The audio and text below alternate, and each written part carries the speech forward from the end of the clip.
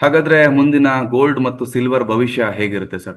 Gold ಮತ್ತು silver ಭವಿಷ್ಯಕ್ಕೂ ಬಡ್ಜೆಟ್ಗೂ ಏನು link ಇಲ್ಲ, ಆದ್ರೂ ನಾನು ಹೇಳ್ಬಿಡ್ತೀನಿ, ಪ್ರಶ್ನೆ ಕೇಳಿದಿರಿ ಅಂತ ಹೇಳಿ. ಈಗ ಏನಾಗಿದೆ, ಇದಿದೆಯಲ್ಲ ನಮ್ಮ ಸಿಲ್ವರ್ ಅಲ್ಲಿ ಎರಡು ತರ. ಏನಂದ್ರೆ ಒಂದು ಫಿಸಿಕಲ್ ಸಿಲ್ವರ್, ಇನ್ನೊಂದು ಪೇಪರ್ ಸಿಲ್ವರ್ ಅಂತ ಕರಿತೀವಿ. ಓಕೆ. ನೀವು ನೋಡಿ, ಫಿಸಿಕಲ್ ಸಿಲ್ವರ್ಗೆ ಕುಸಿತ ಆಗಿಲ್ಲ, ಬೆಲೆ ಕುಸಿತ ಆಗಿಲ್ಲ.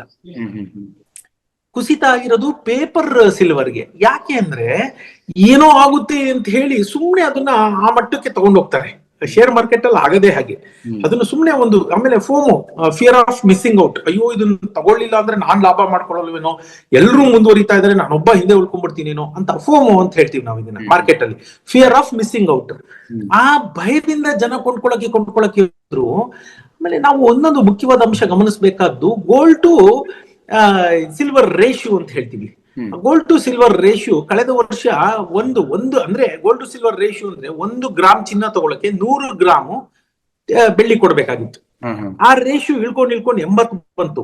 ಈಗ 50, 40 ಟಚ್ ಆಗ್ಬಿಟ್ರೆ ಅಂದ್ರೆ ಇದು ಯಾವತ್ತಿದ್ರೂ ಬೀಳಲೇಬೇಕು. ಆ ಮಟ್ಟದ್ದು ಇತಿಹಾಸ ತೆಗೆದು ನೋಡಿದ್ರೆ ಅಷ್ಟು ವೇಗವಾಗಿ ಅಷ್ಟೊಂದು ಗ್ಯಾಪ್ ಫಿಲ್ ಆಗಿದ್ದೇ ಇಲ್ಲ. ಚಿನ್ನಕ್ಕೂ ಬೆಳ್ಳಿಗೂ ಅಂತರ ಅಷ್ಟು ಕಡಿಮೆ ಆಗಿದ್ದು ಇತಿಹಾಸದಲ್ಲೇ ಇಲ್ಲ.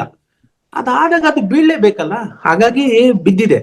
ನೀವು ಆ ರೀತಿ ನೋಡಕ್ ಹೋಯ್ತು ಅಂತಂದ್ರೆ ಈ ಬೆಳ್ಳಿ ಏನಿದೆ ಅದು ಬೆಲೆ ಕುಸಿತ ಆಗೋದಿಲ್ಲ. ಯಾಕೆ ಕುಸಿತ ಆಗೋದಿಲ್ಲ ಅಂತಂದ್ರೆ, ಅದನ್ನ ನಾವು ಚಿನ್ನನೋ ಮತ್ತೊಂದೋ ಮಾಡ್ದಂಗ ಅತಿ ಹೆಚ್ಚು ಬೇಕಂದಾಗ ನಾವು ಅದನ್ನ ಮೈನ್ ಮಾಡಕ್ಕೂ ಆಗ್ತಾ ಇಲ್ಲ ಅಲ್ವಾ.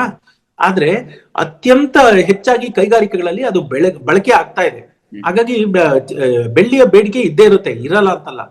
ನಾನು ಹೇಳ್ದಾಗ್ಲೇ ನಾವು 2 ಅಂಶನ ನೋಡ್ಬೇಕು. ಒಂದು ಫಿಸಿಕಲ್ ಚಿನ್ನ, ಇದು ಬೆಳ್ಳಿ, ಇನ್ನೊಂದು ಪೇಪರ್ ಬೆಳ್ಳಿ.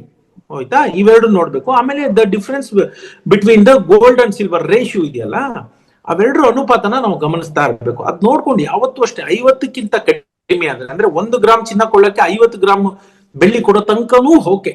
80 ಇರಬೇಕು, 50 ತನಕನೂ ಓಕೆ. ಅದಕ್ಕಿಂತ ಅದು ಕುಸಿತ ಕಂಡ್ರೆ ಪೇಪರ್ ಬೆಳ್ಳಿ ಕೊಳ್ಳಬಾರ್ದು. ಇದು ತಮ್ಮ ರೂಲ್ ಇವೆಲ್ಲ.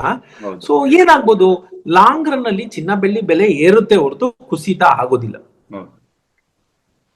ತುಂಬಾ ಲಾಂಗ್ ರನ್ ನೋಡ್ತಾ ಹೋದ್ರೆ ಖಂಡಿತ ಇದು. ಆಮೇಲೆ ಈ ಸದ್ಯದ ಏರುಪೇರುಗಳು ಇದ್ದೇ ಇರುತ್ತೆ. ತಿರುಗಿ ಇನ್ನೊಂದು ವಾರ ಬಿಟ್ಟು ಇನ್ನೊಂದ್ಸತಿ ಮೇಲೆ ಹೋಗ್ಬೋದು, ತಿರುಗಿ ಇನ್ನೊಂದು 15 ದಿನ ಬಿಟ್ಟು ಇಳಿಬಹುದು, ಅದಿದ್ದೇ ಇರುತ್ತೆ. ಬಟ್ ಲಾಂಗ್ ಟರ್ಮ್ ಇನ್ವೆಸ್ಟರ್ಸ್ ಯಾವತ್ತೂ ಏನೂ ತೊಂದರೆ ಇಲ್ಲ. ಓಕೆ.